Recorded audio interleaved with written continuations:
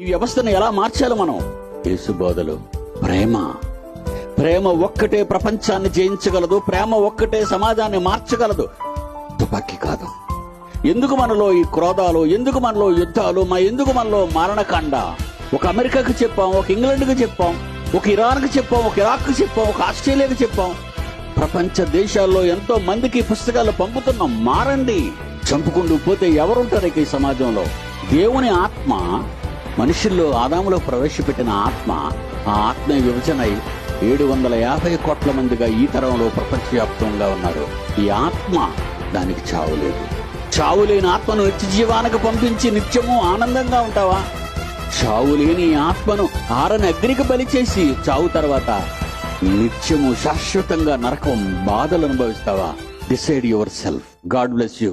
మా చిరునామా Bible open university India international, Akkayapalem,